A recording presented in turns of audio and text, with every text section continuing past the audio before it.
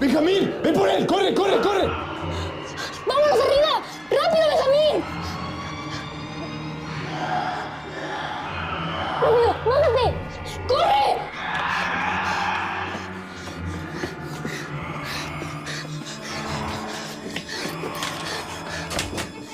Todo va a estar bien.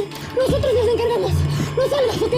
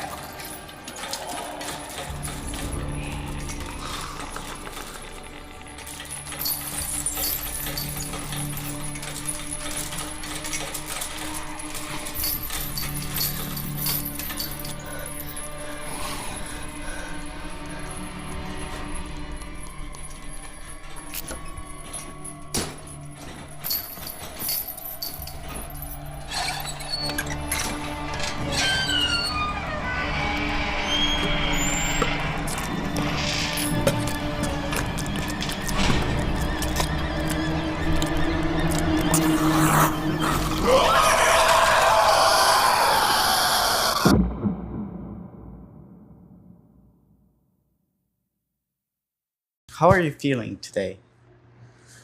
Very good. I'm excited. I love to be here in Montreal again. Beautiful Yeah. city. It's my second time in Montreal, second time in Fantasia. I came here, was it 6 years ago, for the North American premiere of Parallel, my third movie. And I guess my life is now different. Fantasia is different, but still pretty much also the same. Just a cool festival, cool vibe, cool audience.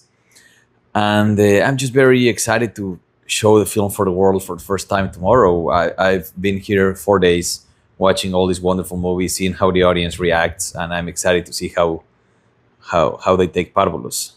And how was your first time at Fantasia? You mean 6 years ago? Yeah. How was it? It was good. It was a different situation. It was not a world premiere. It was North American premiere. It was not in the big theater. It was in the smaller one. I was joined by my writer and my producers, so that was nice. It was at the time I came with my wife and my baby daughter, who at the time was 8 months old. So I couldn't attend many festival events because I was more like touristing and more like parenting, like waking up early and all that. So I think I attended my screening and maybe I went to another movie. But for most of the time, I was just like touring Montreal. Now it's been completely the opposite. Now I'm watching movies, and I haven't left these 2 blocks. Yeah.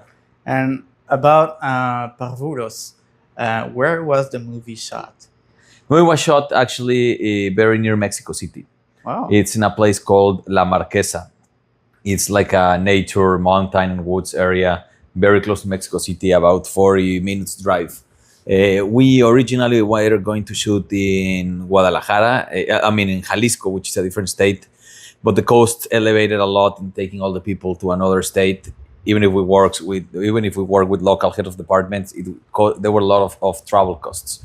So we just found a way to do it like close to the city. The only challenge of that was that we had to transport all the crew to out of the city to the woods and then back every single day for 37 days. Wow. So the amount of money we spent on gas, on vans was big. And it also made the logistics quite complex because it wasn't a shooting it wasn't a show where you say wrap at 7 and people get home by 8. It was more like wrap at 7, people get on the vans by 7:30, people get to the city by 8:30 to the pickup locations, people get to their houses by 10, 11, and then the next morning, if the call starts at 7, pickups are like at 5 a.m. So it was just like, the first weeks all good, but by week 6, people were just like really tired, because it was just tiring, the logistics and all that. Yeah. And was there any difficulties that happened on set? Difficulties on set, yeah, plenty. This is probably my hardest film yet in terms of, so we had little kids, which is always a challenge. We had creatures, we had prosthetics with 3-hour effect makeup for prosthetics. Wow. We had stunts, we had fights involving kids, we had kids holding guns, we had kids getting into fights, kids killing adults, choking kids, shooting in remote locations, wildlife, rain, night shootings. We had a full week of night shootings that was absolutely insane. So yeah, a lot of challenges, but we pulled it through thanks to mainly a great crew. And how was it like to shot with younger actors? Well, I've used kids in most of my movies. I don't know if you've seen The Incident. There's the story with the 2 kids. If you've seen The Similars, the boy is one of the protagonists. Mal de Ojo, my previous film, is a coming of age with girls. And it's a big challenge because, when you're working with an actor, I guess the material the actor would draw from is his life. That's what he uses or she uses to create emotions. When you're working with kids, they don't have much life. They're like 9-year-old or whatever, right? So it becomes, the directing is different. It's not so much about understand, of course, everything about rehearsals and reading the script and understanding the character is important for any actor. But with kids, it's more about the scene, the moment. It's about extracting the emotion in the moment. So it's all about the focus on the moment. It's about making sure they get the right rest, making sure they feel comfortable, making sure they feel happy. For the kids, this was like a field trip. They were like having the time of their lives, and the parents were happy too. And also I work with an acting coach that I also work with her on Mal de Ojo. She's great. She is like the match in a field full of gasoline. She's the match that lights the emotions. So I have to focus on so many things: the camera, the framing, directing all the crew, the other actors. But she focuses only on the kids, on the emotions. So she takes care of rehearsing with them, and she tells me, "What do you need for this scene?" I'm like, "I need them like this. I need them to be crying. I need them to be yelling." She takes care of taking them to that emotion. We will roll cameras, like we're rolling cameras. And as we're rolling sound, rolling camera, she would say, "Okay, give me a minute." She takes a minute to get the kids into the emotion. And then she tells me, "Okay, they're ready." And then I say, "Action." And they just do that amazing performances. Other stuff we did is, I do many takes in one single shot. What I mean is, I don't yell cut. I just say, "Okay, back from the start." Because if you yell cut, it's okay, cut, it's late again, all this, so it's like everyone distracts. And maybe I waste a lot of data, a lot of time in the data, which is more hard drives and stuff. But for the energy and the dynamic of the set, especially with kids, it's important because, for example, when they are talking about what they're going to do with their parents, that they're dying, how they're going to find more food, it's an intense scene. So the acting coach just told me, "I'm going to get them in this emotion. You need to roll cameras, do the scene. If you don't have it, you do it again, you do it again, you do it again. You do it 10 times if you want, but you don't yell cut." Because the minute you yell cut, they breathe, they relax, they let the emotion go. Let the emotions out, and you need to keep it to so do it again. we just shot for like 5 minutes straight, and at the same time, every time you have an intense scene or one of them is crying, or we just did the same thing all over. So those are the tips you learn by working with kids. How do you get a child to cry? I mean, it must be difficult as an acting coach to, to teach children to cry on demand. Well, first of all, they are good actors. None of them is their first movie. They've done a lot of stuff. Even the way you see them, like young kids, they've been around. Like they've done TV shows, they've done movies, so they know their work. They know they have good memory. They can know their lines. They can convey the emotions. And then the acting coach. So what she does is she takes them to a quiet place, and she starts really putting them into the moment and the notion of what the movie is. Like, look what's happening. Look what's happening to your parents. Imagine they are right there. Look what your brother is doing to you. Look what, and she tells them for like 5 minutes. She tells them so strongly that she even starts crying herself. The acting coach is also an actress. So she starts crying herself, telling them all this. So the kids they really start feeling it. Yeah. And then as they start feeling it on their ground, they say, okay, they're ready. Action. They just do it. But there's an anecdote from my previous movie. I don't know if you saw Mal de Ojo, Evil Eye. That movie, I'll send you a link for you to watch it. Because that movie played, it did not play it here because it premiered at Fantastic Fest because we finished it like in September. That movie was a complete, it's like the sister of Párvulos. Párvulos is like the male version. Mal de Ojo is the female version. So that could be very great. Yeah, I did a full female-driven coming of age. Now I did a male-driven coming of age. Wow. So when I did Mal de Ojo, these boys these girls. There was this 7-year-old girl. She was crying so hard. There was this scene because it's about 2 girls they visit their grandma and they start suspecting that the grandma might be a witch. So at one point, the older sister says, we have to leave the house right now. We have to escape. And the younger sister, the actress started crying for real because she was afraid of the whole thing. She's only told her mom, I want to leave I want to leave this house. I'm afraid. And then I called my DP and I tell him, we're both parents. I'm a father. My DP is a father. I tell him, this is not cool, man. Like, we're making a girl cry for a scene. Like, I don't like this. If we do this, if she's crying for real, like she's really afraid by the whole situation, you get 1 take. Like, check your tracking, check the focus, check everything that you won't see any wires, anything, do many rehearsals. And he said, yeah, totally, man. And we did like in a long take, how they get up from the bedroom and escape. And I spoke to the girl. I said, can you do just 1 take? Can you stay with us just for like 10 minutes to do 1 take? And she's like, yes.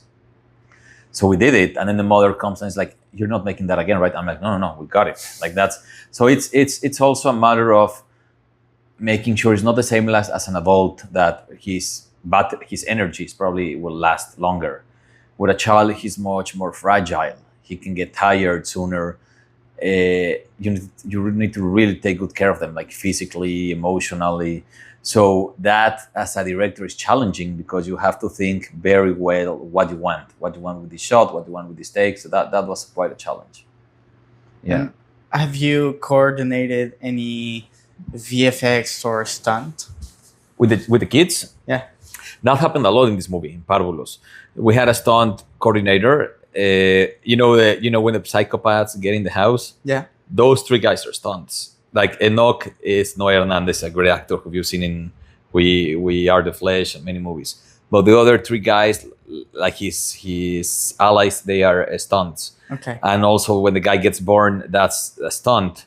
But also the stunt person who works with them all, he also takes care of choreographing the fights when you have to, sometimes you have a stunt in the scene and sometimes it's just a stunt choreography.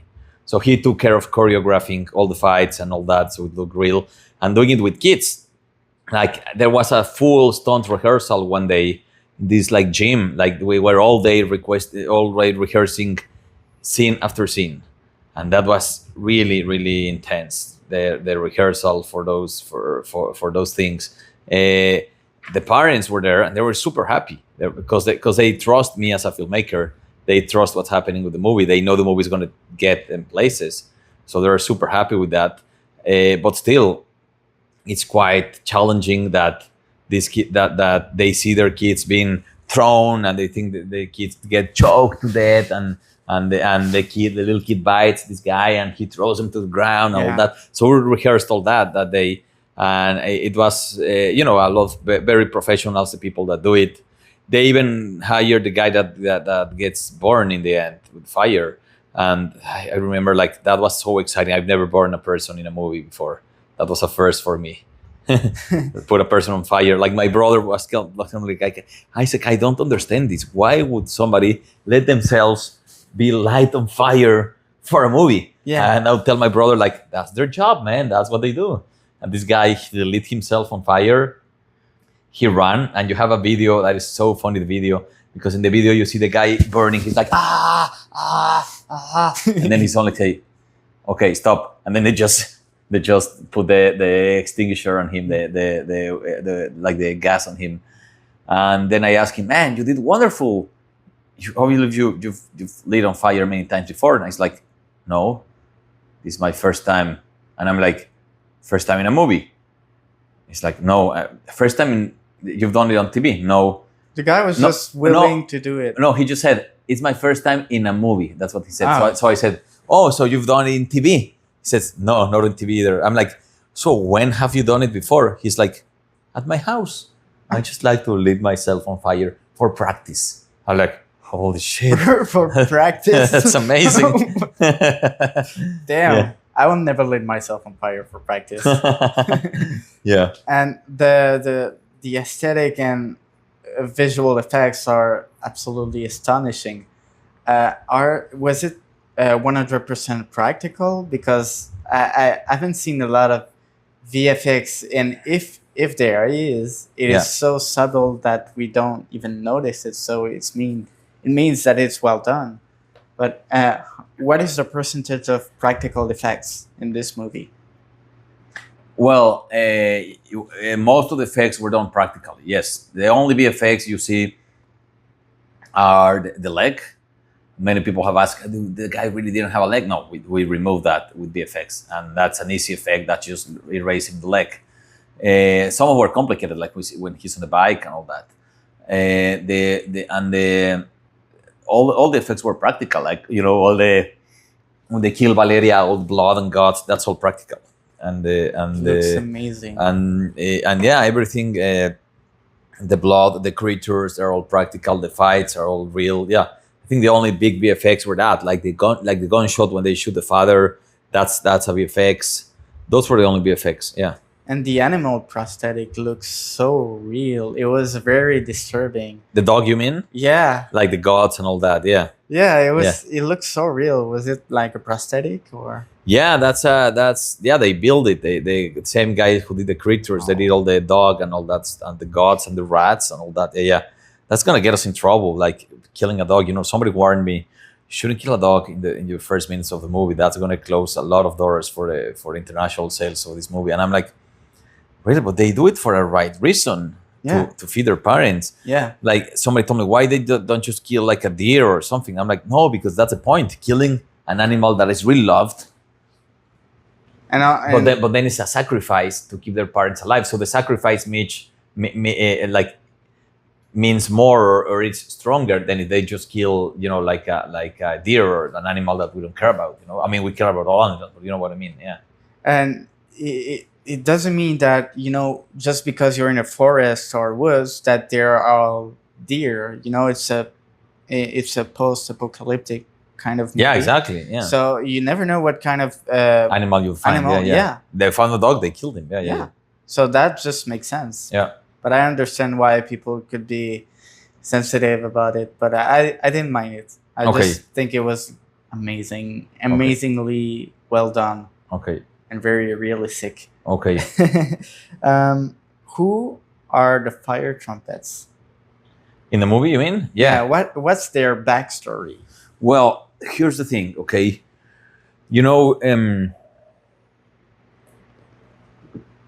I'm all for originality. And if you've seen my other movies, you'll see I'm always defending high concept plots. My first two movies are about an infinite highway and an infinite staircase and people that start becoming similar. So I'm all about the Twilight Zone, original concepts. So why is Isaac Ezban doing a zombie movie? There's nothing original about that. But I decided to give it a twist and try to reinvent the zombie genre with something that is more original, where it's actually a story about a family. It's actually a story about boys taking care of their parents, right? And so there's a lot of this. There's many things of this movie that I would say are original. The whole concept of kids taking care of parents, for me, it's absolutely original. So that's something that I really wanted. But as some things are original, but in some other elements of the movie, I'm playing with pre-established story tropes for dystopian movies. What is a pre-established trope? Okay, abandoned cars and a world that looks completely gone and dusty and dirty and all that. And one of the, I would say, even cliches of the dystopian genre, whether it's a zombie movie, a movie about a monster, a movie about an alien, about an epidemic, is that in the third act of the movie, you always discover the real danger is not the zombies or the aliens or the monster, it's the other humans in this world of anarchy. So that's what made me think of the Fire Trumpets. Like I want to bring a sect that looks like a sect that they don't care about anything. They are like completely fanatics, and you know, movies like The Book of Eli, Light of My Life, you know, even a movie like Kill List, which is not dystopian, but in all these movies, I love how in the third act, it's not so much about the concept you had established before, which in my case is the infected ones. It's more about the other humans in the world. And for most of the movie, you only see these kids and then this girl that enters the house. So when we finally reveal other humans, I wanted to be like a really brutal sect. So that's the context of the Fire Trumpets. It is brutal. It is brutal because also the other thing I will say about this movie is, for me, what I wanted to do was I wanted to create something that would feel at the same time tender and sweet, and at the same time completely brutal and bleak.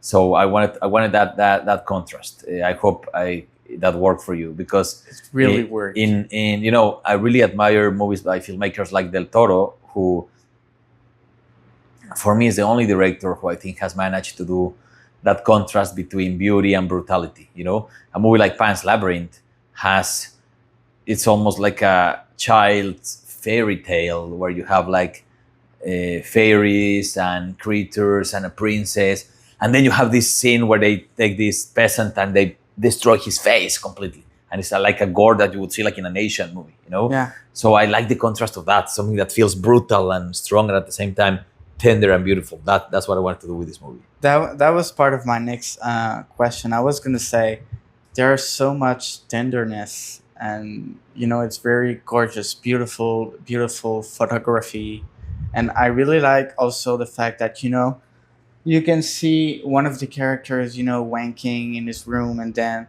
you realize that there is someone who is a woman, a girl, Yeah. that he might like, and where the hell is he gonna find another girl like this? So I really like the fact how the sexuality was brought. It was very, it was kind of sexy, very arousing, very intimate. Yeah. And I really liked the proximity that they had in the movie. They had a very great chemistry. And what was your thought when, you know, adding some sexuality into the movie? Well, it's also a coming of age story, you know. So coming of age, and I love coming of age stories because we've all lived through coming of age. We've all experienced them, and coming of age is something we can all relate to in any gender, in any country, in any social background. We've all have our coming of age, and I love coming of age movies when they relate to horror. I mean, three of my favorite coming of age creators: Stephen King, Guillermo del Toro, who's done for me one of the two most magnificent coming of age, Spielberg. You know, those were like my references. And there are many different aspects or variants to a coming of age story. There's discovering the adult world. There's the horror or the violence used as a metaphor to something else. In this case, it's a metaphor towards family. And there's, of course, the romantic or sexual part. So I wanted to have even that in a movie like this, where sometimes you think, how can you put a romantic sexual plot in a movie about kids taking care of zombies? But that's why I came up with this character that comes to the house. It's one of my favorite segments in the movie, because I feel like somebody told me, Isaac, you managed to do a 2-hour movie handled by 3 kids. They are the ones that carry the movie on their backs. And I think the movie is fun and engaging and works the whole time. But at some point, after minute 45 or something, you might want to see something else. And so when she comes into the movie, you're like, oh, new character, okay. You have this diner scene where they talk, and then they watch the movie, and then they get laid, and just when you're starting to like this character, boom, take it away from you. You know, so the moment of the sexual scene It's like the pivot moment of that. I originally wanted the character of Salvador to be much younger. In my mind, he was like 13, 14 years old. So I wanted him to look more like somebody who's just entering his teenage years. Casting was really hard for that role. The other roles we found them hard, but the older brother, it was really hard because the younger teens that were like 13, 14, they wouldn't have that strength that I needed, because that character is like, he's almost like a military general. Yeah. He's like the authority. So he needs to yell like, we need to eat that, we don't have nothing else. And when I saw 13, 14-year-old kids yelling like that, it just seemed fake. Yeah. Like it seemed like, so then my casting director told me, Isaac, we need to go bigger. And I was like, I don't like bigger because bigger is going to be already like a full teen. So I had to wait. I had to put in a balance what was more important, to have a performance that would look realistic throughout the whole movie, or that sex scene. So we chose Felix, a great actor that I believe he carried the film very well. But for the sex scene, he doesn't look like somebody who's having his first time. Maybe he is because it's a dystopian world and all that, but he's actually 18. And we tried to cut his hair to make him a little younger. He might look 17, 16, but not younger than that. So you get the idea that he's like an older teen. And he doesn't even look that much younger than the girl. And how old was he? She was like 20. I think she's 24, 25. And the actor of Salvador? 18. 18. Oh. So she is older, but she is old but looks young. He's young but looks old. So that dynamic was, I mean, they work marvelous on the film together. But the dynamic of the age was not what I wanted. But I had to sacrifice that in order to what was more important, which is the rest of the movie, because in the rest of the movie, he carries the film well. And in this scene, I think it still works. I think they did it great. Yeah. It was a very fun scene to shoot, very interesting. We had hot set, which means that nobody can get on the set. It's only like very few heads of departments on the set. And it was like, it felt so quiet. I was like, oh, we should make the whole movie like this. I can see in the movie some fears about, losing family and, the principle of loyalty and how much family is important. What was the creative process and main inspirations behind this whole thing? The family. Well, that's a good question. I think the best projects are the projects that take years to happen because we change with the years and we transform ourselves what we want. So what happened with this movie was that I've been wanting to make this movie since 2016. That's when I originally wrote it. So my life was very different back then. I was 30 years old. I had just gotten married. I was not a father. So at the moment, this story seemed personal for me because I come from a family of 3 brothers. I'm the oldest of 3 brothers. The movie is dedicated to my brothers, as you saw. And then I told them, oh, people are going to think my childhood was like very sick. And my brothers were like, no, they will just think you have a good connection with your brothers. That's what the movie is about. But originally, the movie started being personal to me because of that. Later on, I said, no, it's actually personal because it's a coming of age and we've all had our coming of age. So that's why the movie is personal. Later on, I became a father a couple of years later. So then it became personal because I felt, oh, this is a movie about parenting. And that's why the movie is personal. Then I did Mal de Ojo. So then I thought, oh, this movie is personal because it's a story about like it's like the male brother to Mal de Ojo. And life keeps changing. And so now I feel the movie is about something else. The movie is not so much about coming of age. The movie is about trying to save a family. And that's something I can personally relate to at this point of my life. So it's interesting how you grow, things happen in your life while the project keeps developing or getting financed. And suddenly you discover what a movie is really about and why it's personal for you. And so I wouldn't say I want to send a message because my films are not like to send a message. But I guess the concept of the movie or what the movie the theme of the movie for me, yeah, there's many themes. It's coming of age, but for me, the theme is family union. Is the importance of keeping a family together, keeping a family bond together, no matter what. That's what the film is about, and that's what's personal for me.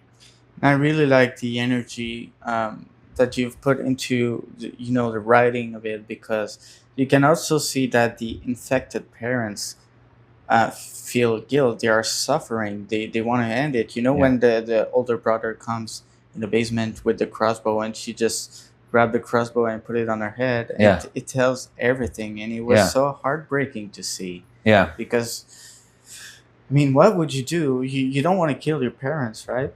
So it's very funny that he said, "Oh, instead of doing this, I'm going to help my brothers and not leave them alone." Yeah. And I feel like it was a great proof of resilience that the characters have. Yeah. So it was very fantastic. And um, also, is it a Christmas movie? Can we consider it as a Christmas movie? I hope one day it appears like in Christmas movie list. I mean, Christmas only takes place in like 5 minutes into the movie. I'm a big Letterboxd user, and I'm big into making lists. If you see my list, you'll see I have like 300 lists, and I'm very much into making lists for absolutely everything. And I'm a Jew, so it's interesting that as a Jew, I never do Christmas. So I always try to put Christmas in my movies. I did my segment for December, which you've seen, which is also Christmas. And the Christmas idea was my idea. This was the whole movie comes from an original idea I had, and I wrote and the outline. But then I hired a writer that wrote the movie with me. This writer, Ricardo, he depicted the characters great, the dialogue, all the situations that are more, I would say, realistic per se, which there's nothing realistic about this movie. But I mean, all the stuff about how they grow their own vegetables, and how they do the trap when they kill this guy and all that was all him. And then I put all the crazy shit. Like I told him I want them to make Christmas. He was like, no, that wouldn't be believable. And I argued so much that he was like, okay, you're right, that part, Isaac. So I put that in because I really wanted. I like that the film mixes many genres, and in the Christmas moment, it becomes almost like, I wouldn't say a comedy, but I guess it touches upon a little bit of like B-movie or like bizarre elements, and that's what I wanted with that part of the movie. And how did you come up with the title Párvulos? The title? Yeah, is it word with a specific meaning? You know what it is? I thought you'd look it up. It's interesting because Párvulos means little children, but like very little, like from kindergarten. Oh, that's okay. what Párvulos means, and it also means little birds, and like the baby birds. We didn't know what title to put. Like, it was one of those films that originally I come up with a title and then the movie. This movie was the other way around. Like, I had the idea, I didn't have the title for it. Part of me wanted to call it something like Monster in the House, or I even at some point considered something like The House of Education, which is a terrible title. And then actually Ricardo suggested Párvulos. I like the sound of that. And then our Mexican distributor said, that title is strong because it sounds like a horror movie, but nobody knows what the word is. So they added a subtitle. So in Spanish, the movie is called Párvulos, Hijos del Apocalipsis. Párvulos, Sons of the Apocalypse. Which is kind of cool. I like it. Yeah. Nice. And the version that is going to be presented tomorrow at Fantasia, is it a uncut version? The one that I've seen? Yeah, that's the only version I have so far. Yeah, Okay. that's the version of the movie that exists. Yeah. You don't plan to do like a censored version or? Well, that's to be decided soon because we are in trouble with the rating board in Mexico. Oh. They are rating the movie because here you guys have like PG, PG-13, R, NC-17. In Quebec, we have 16 and 18 and 13. Okay, yeah, I meant like the US, North American system. Mexico, you have like AA, which is like babies, A, which is kids, family, B, and then B15, which would become like R. And then you have C. C is like adults only. Would be almost like it's not as bad as an NC-17, but it's worse than a rated R version. Right. So they rated the movie C, and that's hard for the box office. It's hard for marketing. Yeah, also. because if movies like Saw, like Halloween, they are C all the time. Right. But those movies are based on an IP. Everyone knows them, and they're going to make a ton of millions, even if they're C. But a movie like Párvulos, it's a Mexican movie, though where the stars are teens, the marketing is headed for teens, and for teens to watch the movie. Teens who like Stranger Things and monsters and all that. Those people will not be able to enter the theater. If a family is on a Sunday and the one kid is 14 and the other is 16, they can't enter the theater. So we must see what to do about that. We don't want to change the editing, so we're going to try to talk to them about it and see what is the reason behind this rating, because we believe the target of the movie is teenagers. Yeah. So we're going to try to see what happens with that. That's we're just in early conversations about that. And is it about because it's too violent, or maybe the sexuality might be inappropriate in Mexico? Because I know that, as for example, there were a movie screened at Fantasia, I think yesterday or 2 days ago, and it was a movie banned in Mexico. They said you can release it somewhere else, but you have to cut the sex scene in Mexico. Which was that movie? I don't remember. It was a slasher movie from the 70s. Oh, okay. And they presented it a couple of days ago. Regarding that, we don't know yet. We because this really happened like 2 weeks ago, and I just came to Fantasia. But we are in plans to have conversations about that with the rating board.